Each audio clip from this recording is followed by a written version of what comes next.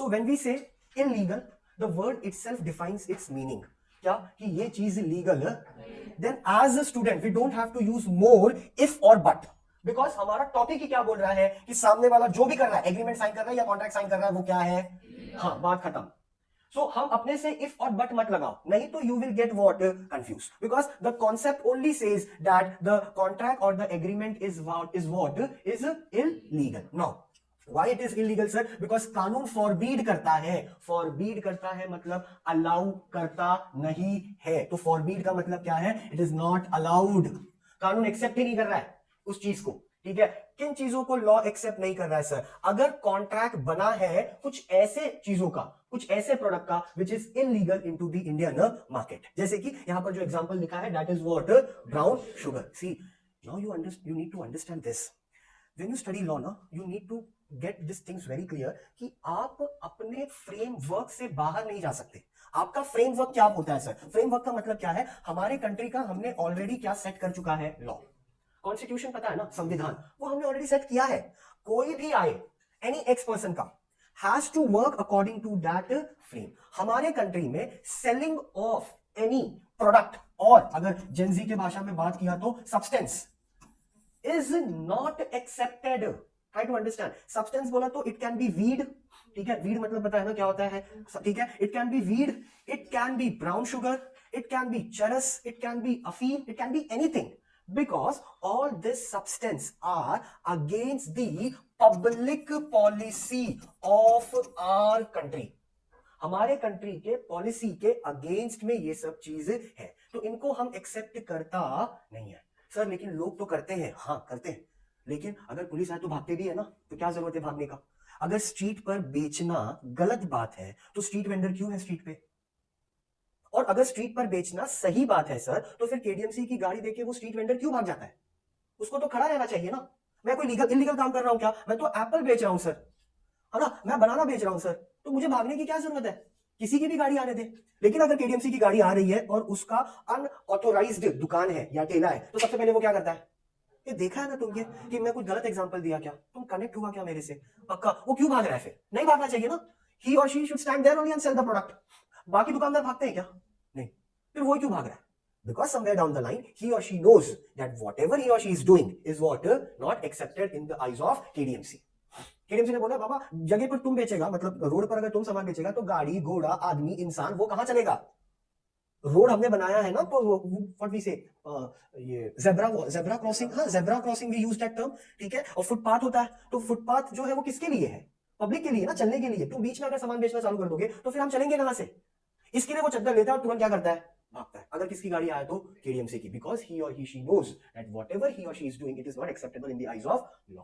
Understood. तो अगर कोई कॉन्ट्रैक्ट ऐसे चीजों पर हुआ है, मर्डर पे हुआ है, एक्सटॉर्शन पे हुआ है, रॉबरी पर हुआ है, डकैती पर हुआ है, कोई सब्सटेंस बेचना है जो कि सब्सटेंस हमारे कंट्री के रूल्स एंड रेगुलेशन के खिलाफ है, अगर ऐसे चीजों पर कॉन्ट्रैक्ट एग्रीमेंट हुआ है तो सीधा उस एग्रीमेंट को हम क्या बोलते हैं, इलीगल एक कॉन्ट्रैक्ट। डू यू अंडरस्टूड, पक्का। इलीगल कॉन्ट्रैक्ट का मतलब समझा। इधर पे एग्जांपल ब्राउन शुगर दिया था, इसके लिए मैंने सब्सटेंस का नाम लिया। अगर यहां पर एग्जांपल ब्राउन शुगर का नहीं रहता, अंडरस्टूड, किसी और का एग्जांपल होता, जैसे कि सर कंसेंट फ्री नहीं था, तो भी क्या वो इलीगल कॉन्ट्रैक्ट बनेगा, हाँ, अंडरस्टूड, क्योंकि उसका नाम क्या है, इलीगल, दैट्स इट। मतलब उसमें कुछ तो एक ऐसी चीज है जिसको लॉ एक्सेप्ट कर रहा नहीं है, that is why it is called as a illegal contract. पक्का समझा क्या, श्योर एवरीवन, ओके। नाउ यहां पे एक सेंटेंस दिया, जैसे कि उस इलीगल एग्रीमेंट के साथ जो भी चीज कनेक्टिंग होगी वो भी क्या होगा, गलत, ठीक है। जैसे यहां पर पैसा दिया जा रहा है ब्राउन शुगर के बदले, अंडरस्टूड। तो अगर मैंने ब्राउन शुगर ले लिया, जैसे ये मुझे ब्राउन शुगर सप्लाई कर रही है और मैं इसको क्या दे रहा हूं, 10,000 रुपए, मैंने इससे ब्राउन शुगर ले लिया, लेकिन मैंने इसको 10,000 रुपया दिया नहीं। अब ये कोर्ट में जाके बोल रही है कि सर इस आदमी को मैंने ब्राउन शुगर दिया था, पर इतना अनफेथफुल आदमी है ये कि नशा करने के बाद पैसा देता नहीं है, मेरे को 10,000 रुपया दिलवाओ आप, किससे, मनोज सर से। अंडरस्टूड। कोर्ट बोलेगा बेटा वो बात की बात है, तू पहले बेचा कैसे वो बता, क्योंकि ये बेचना ही कानून के क्या है, हाँ, तो इसका जो 10,000 रुपया मिलने वाला था वो भी गया, वो कनेक्टिंग है, ठीक है। बेच के इसको पैसा मिलेगा, कानून बोल रहा है नहीं, बेचना ही क्या है, गलत। तो जो तेरा पैसा है, वो जो तू पैसा कमा रही है जिस चीज को बेच के, वो चीज ही क्या है, गलत है। उस चीज पे जो भी कॉन्ट्रैक्ट एग्रीमेंट हुआ है वो भी क्या है, गलत है। मुनाफा कॉम्पनसेट बरचुक होगा नहीं, because your whole concept is what, illegal. Understood, did you understood, purpose ही तुम्हारा क्या है, illegal. Understood? Clear? See, then same thing it is written. All illegal agreements are void. गलती है, void lack of existence है. Void का मतलब क्या है? Lack of existence. But all void agreements are not necessarily. हाँ, जैसे कि example I'm telling. Mr. A is a minor. His or her mom, dad, ठीक है, die in an accident. तो कोर्ट ने क्या बोला कि मिस्टर ए के लिए जो कि माइनर है उसको हम एक लीगल हायर देंगे. ये लीगल हायर का मतलब समझा क्या? ये हम बोलते हैं ना कि प्रॉपर्टी का देखभाल कौन करेगा? हाँ, वारिस, वारिस काइंड ऑफ, ठीक है. वारिस तो लड़का ही होना चाहिए या लड़की होनी चाहिए, लेकिन लड़का लड़की उसका अभी क्या है, माइनर है, तो 18 साल के क्या है, नीचे है. तो उनको देखते, उनका देखभाल करने के लिए हमने किसको रखा है? केयर. एक केयर टेकर, ये वर्ड पता है क्या? केयर टेकर पता है ना, केयर टेकर. बट वो केयर टेकर कब तक देखभाल करेगा? जब तक ही और शी कितने का नहीं हो जाएगा. हाँ, अंडरस्टूड? पक्का समझा? फाइन. अब इसके लिए हमने कॉन्ट्रैक्ट किया, तो कोर्ट बोल रहा है बराबर है, पॉइंट है, केयर टेकर मिलना चाहिए क्योंकि सामने वाला क्या है, माइनर है. अंडरस्टूड? ठीक है. माइनर के नाम पे मैं पूरी प्रॉपर्टी दे नहीं सकता अकॉर्डिंग टू लॉ, क्योंकि लॉ बोलता है किसी भी माइनर के साथ कॉन्ट्रैक्ट करना नहीं है. तो उसके डैडी का प्रॉपर्टी उस पर तो ट्रांसफर होगा नहीं, 18 साल का जब तक वो हो रहा नहीं है. तो उसके पेपर में हमने केयर टेकर में किसका नाम लिख दिया? वो मिस्टर बी का. तो मिस्टर बी कब तक देखभाल करेगा? जब तक वो 18 का होगा नहीं. अंडरस्टूड? एक बार वो 18 का हो गया तो केयर टेकर की रिस्पॉन्सिबिलिटी है पूरा प्रॉपर्टी किसके नाम पे करना है. हाँ, क्योंकि रियल वारिस कौन है? Mister A. लेकिन कोर्ट ने बोला कि अभी मत दो क्योंकि अभी वो क्या है, माइनर, और माइनर के साथ कॉन्ट्रैक्ट होता नहीं है. अंडरस्टूड? पक्का समझा क्या मैंने क्या बोला? तो हर इनलीगल एग्रीमेंट वॉइड है, लैक ऑफ एग्जिस्टेंस है, गलती है, लेकिन हर वॉइड एग्रीमेंट इलीगल नहीं है. ये वाले एग्जांपल में क्या इलीगल है? कुछ इलीगल नहीं है, कोर्ट ने हायर किया, that is why it is called legal higher. Legal higher मतलब कौन? कानून ने, कानून के तरफ से एक बंदा तुमको दिया गया है तुम्हारी देखभाल करने के लिए, क्योंकि तुम अभी क्या हो, माइनर. सुना है ना ये केयर टेकर, ये कॉन्सेप्ट पता है ना? अरे हाँ, होता है. नहीं तो फिर तुम ऐसा कनेक्ट करो ना, एनजीओ होते हैं ना, तो बहुत लोग क्या करते हैं कि स्पॉन्सर करते हैं एडुकेशन, है ना, कि उसका एडुकेशन हम स्पॉन्सर करेंगे कब तक? 2021 22 तक, जितना वो पढ़ना चाहे. ठीक है. अब ये एडुकेशन स्पॉन्सर करना क्या गलत बात है? हाँ, नहीं सर, ये तो आप गलत कर रहे हो, आप उसको ये कर रहे हो, क्या बोलते हो उसको, सेल्फ बिलीव्ड, सेल्फ एस्टीम बनाने से उसको रोक रहे हो. वो आत्मनिर्भर नहीं बनेगा, वो डिपेंड हो जाएगा आप पर. ये कौन सी बात है? तो फिर ऐसे तो एनजीओ चालू नहीं किया होता. एनजीओ का मतलब ही क्या होता है? मदद करना ना. जब इतना तकलीफ है मदद लेने में तो एनजीओ चालू करो मत. A simple concept. Did you understood what I am saying? पक्का समझ रहा है? तो हर इलीगल एग्रीमेंट गलत है, बट हर वॉइड इलीगल नहीं है जब तक हमको उसका कॉन्सेप्ट या पर्पस या मोटिव समझ में आता नहीं है. पक्का? Sure? Okay. See example same चीज दिया है. डेफिनेशन क्या बोलता है? Section 2 subsection G of the Indian Contract Act 1872, agreement, an agreement not enforceable by law is void. Not enforceable मतलब कानून बीच में आएगा नहीं. Understood? Simple. Not directly come to. देखो ऑब्जेक्ट भी क्या है? अनलॉफुलनेस. सिर्फ ऑब्जेक्ट बोला, यहाँ पर मोटिव अनलॉफुल है. अनलॉफुल बोला तो लीगल, और जो कंसिडरेशन है इसके लिए एंड लिखा है, and consideration of the contract, that is what, सब कुछ गलत है. तो that is why the contract is illegal. पक्का? Simple. Do you have any issue? See, the distinguished talks about the same thing. ठीक है. क्या बोल रहा है? Word agreement is not necessarily illegal, but an illegal agreement is always, ऊपर जो हमने पढ़ा, not enforceable, forbidden. इधर enforceable लिखा है, इधर क्या लिखा है? forbidden. forbidden बोला तो against, खिलाफ, not allowed. ठीक है. punishment है. void agreement में punishment देखो क्या लिखा है? parties are not liable for any punishment. ठीक है, क्योंकि minor है, free consent नहीं है, इस वजह से. बट यहाँ पर punishment है क्योंकि जो तुम काम कर रहे हो वो क्या है? illegal है. तो यहाँ पर यू आर पनिश्ड. तो एक ये भी डिफरेंस है वॉइड और इलीगल में, कि वॉइड में आपको पनिशमेंट मिलेगा नहीं, लेकिन इलीगल में पनिशमेंट मिलेगा. क्यों? क्योंकि इलीगल का जो मोटिव है या जो पर्पस है वो क्या है? अनलॉफुल. अनलॉफुल मतलब which is not been accepted. Murder के लिए कॉन्ट्रैक्ट बनाया है तो अनलॉफुल ही है, और अगर किया तो पनिशेबल है. अंडरस्टूड? पक्का? यहाँ पर पनिशेबल नहीं है. Did you understood? Clear? Okay. Now then we will start with the next, that is what? Unenforceable contract. आज लिखना ही है एट एनी कॉस्ट. ठीक है? अंडरस्टूड? बट पहले मैं एक्सप्लेन कर दूंगा उसके बाद. Now the next what we have is called unenforceable contract. Directly come to the second sentence. What it is written? कि सर कुछ तो टेक्निकल एरर हुआ है. सर टेक्निकल एरर किस टर्म में हुआ है? शायद जो चीज हम बोलना चाहते हैं उसको हमने मेंशन किया नहीं है. In what form? इसके लिए वो अनएनफोर्सेबल है. जैसे कि कहां लिखा है कि ट्रिपल सीट अलाउड नहीं है? You show me, I will not drive triple seat.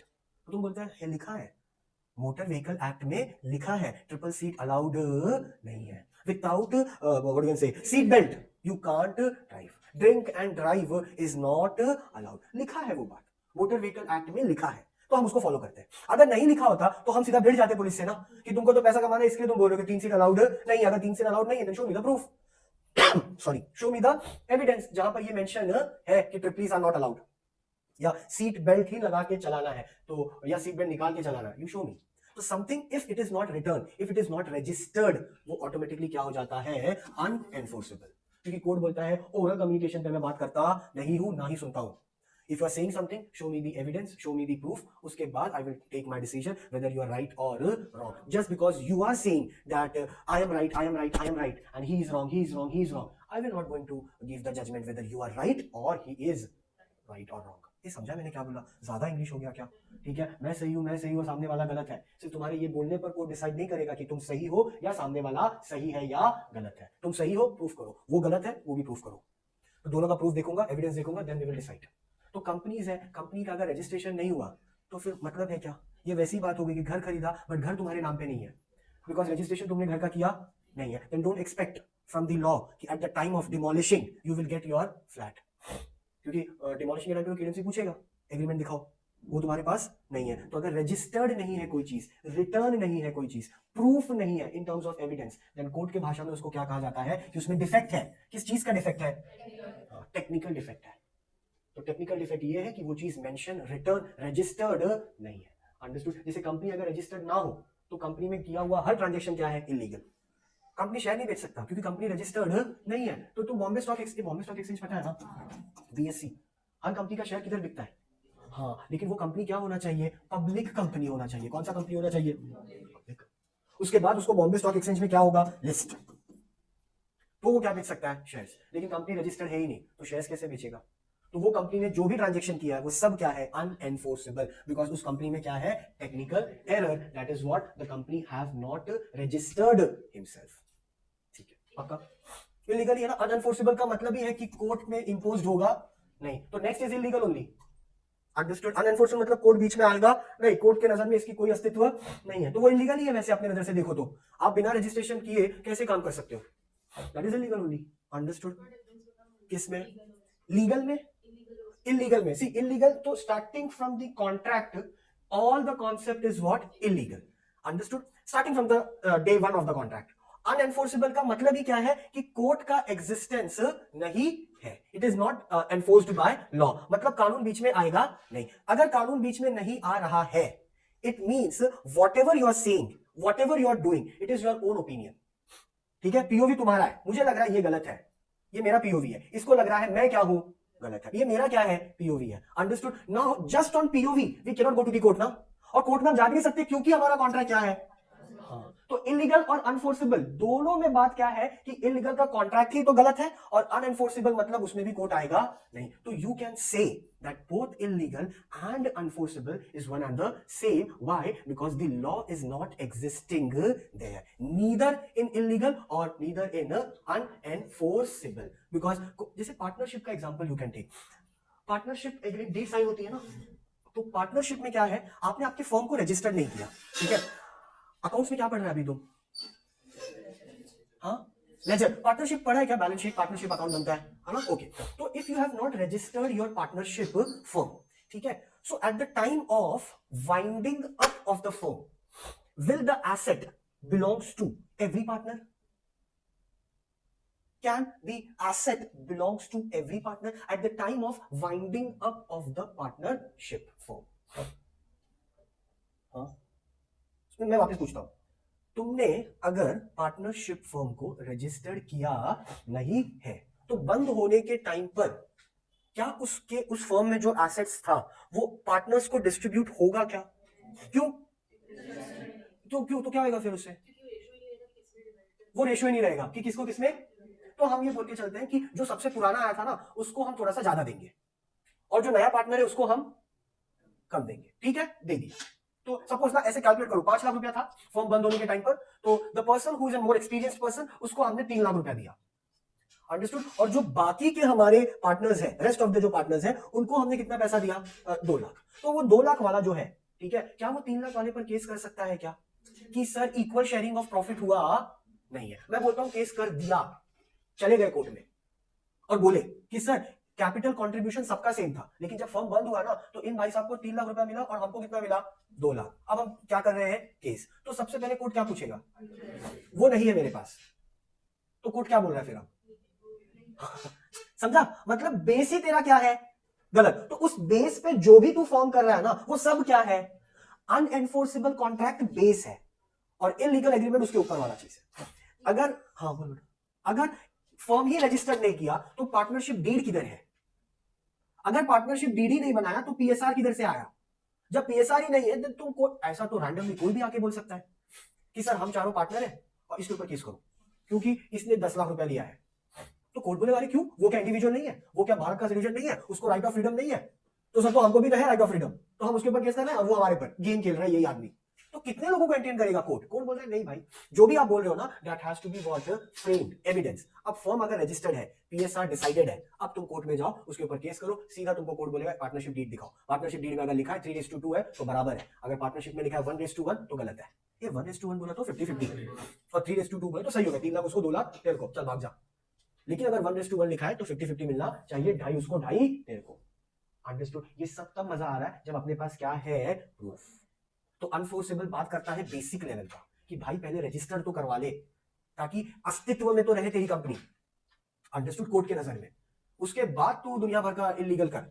जैसे कोई कंपनी किसी को मरवाने के लिए कॉन्ट्रैक्टर हायर की है तो वो कंपनी तो फॉर्म्ड है, अनएनफोर्सेबल नहीं क्योंकि कंपनी का रजिस्टर्ड हुआ है, लेकिन कॉन्ट्रैक्ट क्या है, इलीगल, खत्म ना कहानी फिर, तो उसका कोई भी एग्जिस्टेंस नहीं है in the eyes of law. Did you get that point, पक्का। तो अनएनफोर्सेबल इज अ बेस, अंडरस्टूड। तो अगर बेस ही नहीं है, रजिस्टर्ड ही नहीं है, then your contract will become what, unenforceable. अब जैसे यहां पर एग्जांपल दिया है 2003 का वादा किया है सपोज और 2007 में वादा निभाने आ रहे हो, तो 4 साल के बाद आ रहे हो, लैप्स ऑफ टाइम है, भाग जाओ, we move on.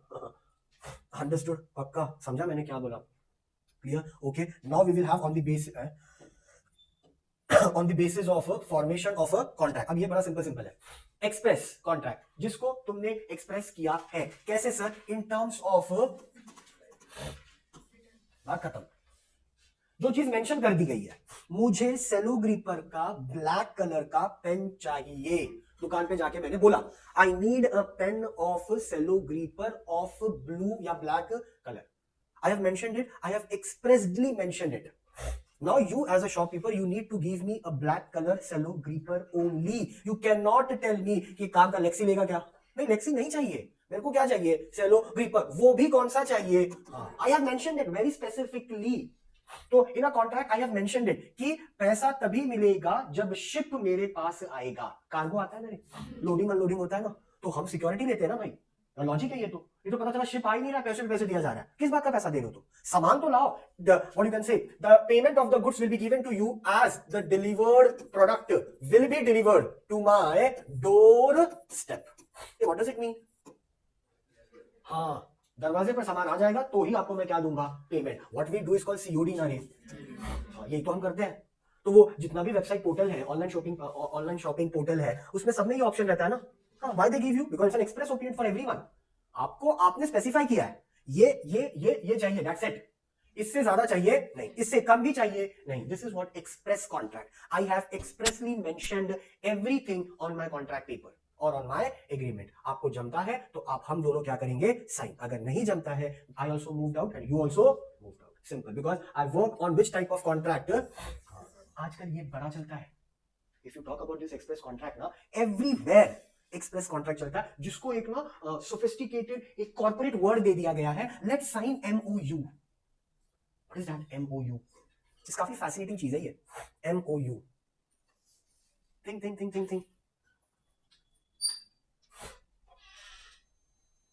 Anything you can say, मतलब सेंसिबल, नहीं तो अनएनफोर्सेबल हो जाएगा, भलता ही बोल लोगे। MOU का मान, ए तुम खुला नहीं क्या अभी तक मेरे से, या तुम ऐसे ही है बचपन से, गुड फॉर नथिंग। बोलना, हाँ फुल फॉर्म बोल, कुछ भी तो ऐसा तुमको समझे, एनीथिंग, MOU, ओके, तो let me, okay, some the basic SP कौन कौन है? एक ही एसपी है, दो ही है। ओके तो फिर वो वर्ड एस, हाँ हाँ, मेमोरेंडम ऑफ, मेमोरेंडम पता है क्या? ये भी नवा है तुम्हारे लिए। हाँ, मेमोरेंडम बोला तो डॉक्यूमेंट ऐसा समझ लो। Now what is you? काफी वर्ड यूज होता है ये आजकल बहुत ज्यादा, मतलब इट इज लाइक ना वेरी मच टेक्निकली, मतलब अगर ये वर्ड तुम यूज कर रहे हो ना, the people will feel oh my god this person is literally educated, whatever a transaction we are doing with this nut, I mean this person understood, वो genuine रहेगा क्योंकि हमने ये सब साइन किया है, एग्रीमेंट और कॉन्ट्रैक्ट। व्हाट यू वर्ड जो है ना, यू ठीक है, वो उसका मतलब वो है जो जो तुम्हारे जिंदगी में बिल्कुल कनेक्ट नहीं करता to your life. You never what your mom dad says, you never you never you're never useless थोड़ी होगा, you are useless. Hey, don't play with me with words. I'm not Adnan sir. Understood? तो मेरे साथ words के साथ मत खेलो, मैं खेलेगा फिर। ना you're not understanding. The U word stands for understanding. So the full form is Memorandum of Understanding, which is called as MOU. So let's sign a MOU between you and me. Now this is a professional word. तो ये पूरा paper exactly it's a contract. But contract थोड़ा चीपो लगता है बोलने में, तो लोग क्या बोलते हैं? Let's sign MOU. मतलब जो भी तू बोल रहा है पेपर पे लिख, जो भी मैं बोल रहा हूँ, हाँ, तू मेरा बात क्या समझ रहा है उधर लिख, मैं तेरा बात क्या समझ रहा हूँ उधर लिख, दोनों ने लिखा, दोनों क्या करेंगे, और उसमें फिर आएगा स्टैम्प अगर कंपनी है तो। फिर इसको हम सीधा क्या, this document will act as an evidence, और उसको रजिस्टर करेंगे। सर रजिस्टर किधर होगा? अब अगर घर लेगा तो केडीएमसी, कंपनी है तो आरओसी, और फर्म है तो आरओएफ। ये आरओएफ क्या पता है ना क्या होता है? दुकान चालू किया तो केडीएमसी, घर लिया तो केडीएमसी, गाड़ी लिया तो आरटीओ, कंपनी लिया तो आरओसी, और फर्म चालू किया तो सर ठेला के लिए तो नहीं है। मतलब this much of ridiculous thing you can't ask me ना, इतना तो बुद्धि तुम्हारे पास भी है कि यही चार चीज होता है बिजनेस का, फर्म हो गया, कंपनी हो गया, पार्टनरशिप हो गया तो आरओएफई हो गया फर्म। तो एमओयू साइन किया है सर, अगर कल उठ के ये पलटी मारा ना तो MOU will act as a agreement and it will go to court. तो जो तुम पार्टनरशिप डीड पढ़ता है ना, वो ये है आज के डेट में, MOU, मेमोरेंडम ऑफ अंडरस्टैंडिंग। इसी को अगर हम लेके चले गए कोर्ट में, और इस पे अगर एक स्टैम्प पेपर देखा है तुमने, स्टैम्प पेपर एम्ब्लेम बना रहता है, देखा है स्टैम्प पेपर ना, हाँ, वो स्टैम्प पेपर पे अगर लिख दिया और उधर कोर्ट का थप्पा आ गया, now this paper become a legal paper, legal document. जैसा तुम्हारा राशन कार्ड है, ये राशन कार्ड पता है क्या होता है? Very good. जैसा तुम्हारा पैन कार्ड है, आधार कार्ड है, अंडरस्टूड, या in future when you go abroad तो you will have your passport, passport पे थप्पा रहता है। Passport is the biggest proof of और you can say evidence of a citizen of India, क्योंकि उस पे सीधा सेंट्रल गवर्नमेंट का क्या है। इसके लिए बाहर के कंट्री में अगर पासपोर्ट हमसे छीन लिया जाता है ना, तो we are like a fish without, क्योंकि हमारा अस्तित्व कुछ नहीं है, उसके कंट्री में हमारा अस्तित्व तो है ही नहीं, क्योंकि हम तो टूरिस्ट जैसा गया वीजा लेके, और हमारा कंट्री का जो अस्तित्व था हमारे पास, वो ये साले ने क्या कर लिया, चोरी कर लिया, छीन लिया, या इमिग्रेशन वाले ने जब्त कर लिया, क्योंकि तुम उधर का रूल फॉलो नहीं कर रहा था। अंडरस्टूड? पंगा हो गया ना। That is when people are very much, when they go outside country, they protect their visa and passport like anything. Seriously उसको रखते हैं, क्योंकि वो सबसे बड़ा प्रूफ है।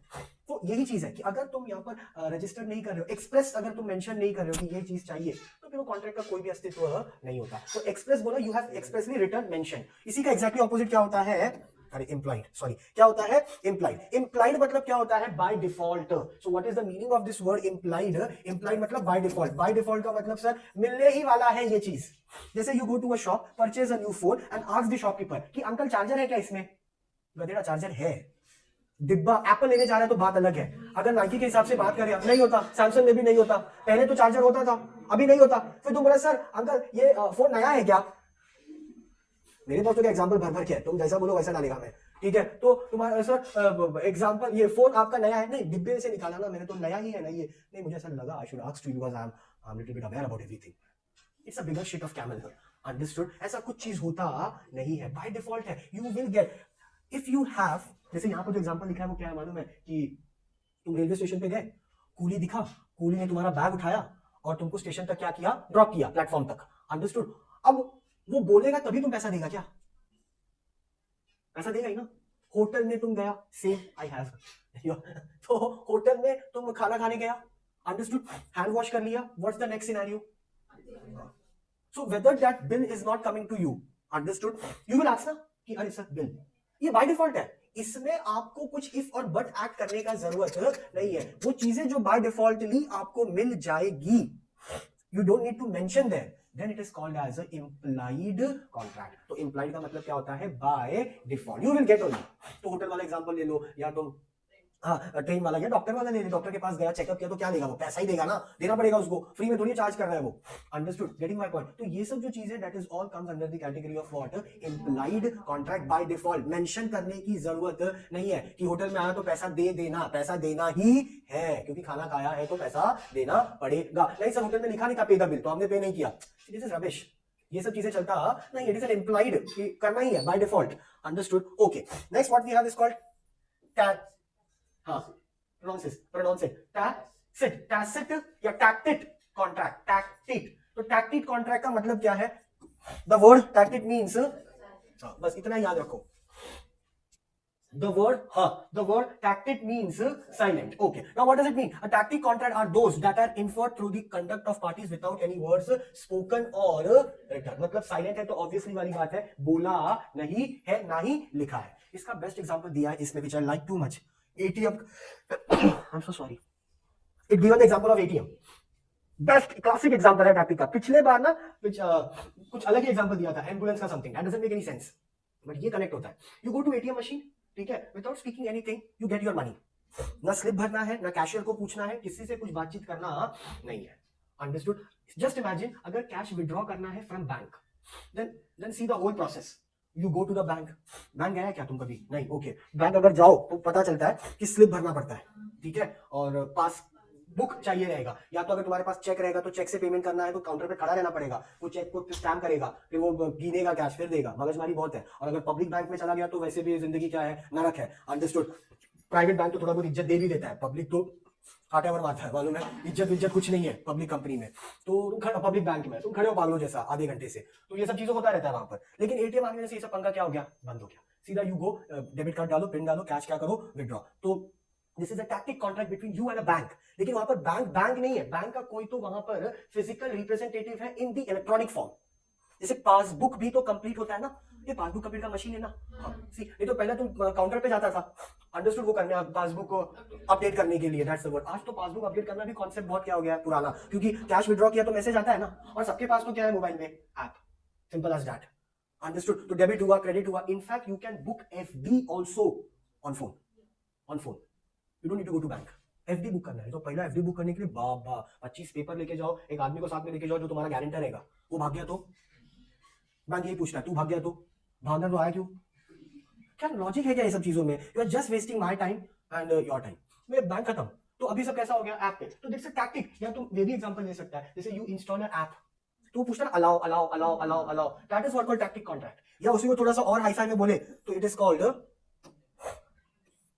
ई contract, that is called electronic contract, that is called electronic contract। वही same चीज है, ठीक है। you what you can say, you allow अच्छा, if you not do this ना, then app will not open। मतलब कुछ apps होते हैं जो open नहीं होते unless and until you are not allowing them to enter in your phone, call, message, text message, everywhere। तो वो फटाफट करता है, allow deny, तो deny कर दिया तो वो open होगा नहीं, that is only it is called e contract। understood, या तो फिर तुम उसको ये बोल सकते हो tacit कॉन्ट्रैक्ट, ठीक है। जैसे यहाँ पे एक और एग्जांपल दिया है कि ऑप्शन होता है, ठीक है, तो हैमर बचता है 1 2 3, फिर वो हैमर उसने डाउन कर दिया मतलब खत्म, सर लिखा तो नहीं था, तो ये जो 3 बार बोला उसका मतलब ही ये होता है 1 tick tick 1 tick tick 2 tick tick 3 sold for 10,000। Sir how it is sold, it is not written there कि टिक टिक 3 पे सोल्ड होगा, it is better logic to understand कि उसने हैमर पटका, फिर कोर्ट में भी तो बोलो ना, वो जज करता है ना ऑर्डर, तो इसका मतलब क्या, वो क्या बोलता है क्या, ऑर्डर। अब उसने सिर्फ ठग भी किया तो भी मतलब क्या है, हाँ तुम बोलो 2 plate Chinese, Are you mad? What type of lame joke you create? है ना, ये कैसा जोक मार है, ऐसा कुछ होता है क्या, नहीं, does it do practically? Not possible। तो वो मूवी में दिखा है ऑर्डर चिल्ला रहा है, जरूरत नहीं है, उसने अगर हैमर मार दिया तो उसका मतलब भी क्या है, चुप रहना है। जरूरी नहीं है कि हर बार हैमर मारते समय मैं क्या बोलूं, that's not the point। Understood? हाँ, implied जैसा ही है, by default it has to be there। Understood, पक्का, क्लियर। फिर आ जाते हैं क्वाजी कॉन्ट्रैक्ट पे। इसका सेंटेंस पढ़ो, क्वाजी कॉन्ट्रैक्ट बेसिक कॉन्ट्रैक्ट जैसा नहीं है। क्वाजी कॉन्ट्रैक्ट जो है, it is, now will read it, quasi contract is not and actual contract. See that is what I am saying, actual contract नहीं है, बट इट रिजेंबल्स, ये resembles बोला तो दिखता है। किसकी तरह सर ये दिखता है? कॉन्ट्रैक्ट की तरह। अब it creates a law under certain, कुछ कानून है बट रियल कानून एग्जिस्ट करता नहीं है, राइट्स एंड ऑब्लिगेशन है सिर्फ। जैसे कि ना एग्जांपल जो मैं लिखा है वही तुमको बताता हूं। एग्जांपल लिखा है कि गलती से तुम्हारे घर पर किसी और का ग्रोसरी आइटम डिलीवर्ड हो गया, तो what you will do? Normal बात है ना ये सब, तो क्या होगा उससे? तुम जाके वो ग्रोसरी वाले को मार डालेगा क्या? हाँ, कि मेरे घर पे सामान कैसे बेचा अगर मैंने राशन बुक दिया ही नहीं तो? What you do? You go and से अंकल आपने गलती कर दिया, 102 में देना था आपने 101 में दे दिया, ये ले लो, हो गया। तो हम बोल देते हैं ना जो चीज हम सॉरी बोल के निकल जाते हैं, ठीक है, that is what called quasi contract. कि कोर्ट बोलता है यार, एक वो तुमने पढ़ा होगा कंज्यूमर प्रोटेक्शन एक्ट में लोक अदालत, पढ़ा था क्या? लोक अदालत, जहां पर जहां पर एग्जैक्टली जहां पर मैटर माथाफोड़ी से होता नहीं है, जहां पर मैटर सॉल्व किससे हो रहा है? कॉम्प्रोमाइज से। तुम भी सॉरी बोल दे, ये भी सॉरी बोल दो, चलो जाओ घर पे। खाली फुगड़ का पंचायत एक नया लाइफ में क्रिएट करो मत, क्योंकि वैसे भी हमारे पास बहुत बड़ा बड़ा केस है तुम्हारा पॉकेट मारने के अलावा। तो समझा क्या? ट्रेन में सर खड़ा था, निकाल दिया क्या? What extreme you can do in your life on that day? Nothing. What you can do? Nothing I can do, sir. ठीक है, तो लेकिन हाँ, रूल्स रेगुलेशन थोड़ा है, जस्टिस है, इंसानियत है, अंडरस्टूड कि भाई तुम ऐसा सॉरी बोल देने का, जब का गलती से लग गया, ट्रेन में धक्का लग गया तो सॉरी बोल दो, नहीं बोल दिया तो केस हो जाएगा, ऐसा नहीं है। बट हमारे अंदर एक अपब्रिंगिंग होती है ना, वो अपब्रिंगिंग के लिए हम क्या बोलते हैं? सॉरी। तो that is what it resembles like a contract but it is not a, ये याद रखना, पक्का कंफ्यूज कर देता है केस स्टडी में। अपने को लग जाता है कि सर नहीं कॉन्ट्रैक्ट है ये, but it is not a contract, it resembles, it's look like a contract but it is not a contract, it's just a mutual understanding, rules regulation follow करो तुम लाइफ में, ठीक है, वो चीज है। कानूनी तौर पे कार्रवाई होता नहीं है, ये पक्का समझा क्या? वही चीज लिखा है, tradesman leaves good at C's out by mistake. अब सी ने क्या बोला? Good at his own, C is bound to pay for the goods. अगर क्यों पैसा भरना पड़ रहा है मालूम है? क्योंकि सी ने क्या बोला? सी ने ट्रीट किया कि गुड्स किसका है, उसका, तो पैसा भर। फुकड़ का चंदन नहीं होगा, बोलते ना फुकड़ का चंदन, वैसा नहीं है। अगर बोल दिया तेरा है तो भी पैसा दो, और तुम्हारा नहीं तो बोल दो अगर 102 पे हमारा नहीं है, उठा के लेके जाके उधर दे देगा। अगर तू ले रहा है कि नहीं मेरा ये दो, तुझे पता है तेरा नहीं है, गलती से आ गया वो, बट फिर भी तो पैसा तो देना पड़ेगा। तो अब उसमें झगड़ा क्या करना कि नहीं हमारा नहीं है, तो फिर क्यों लिए? अंडरस्टूड? पता नहीं बेटा मेरे को।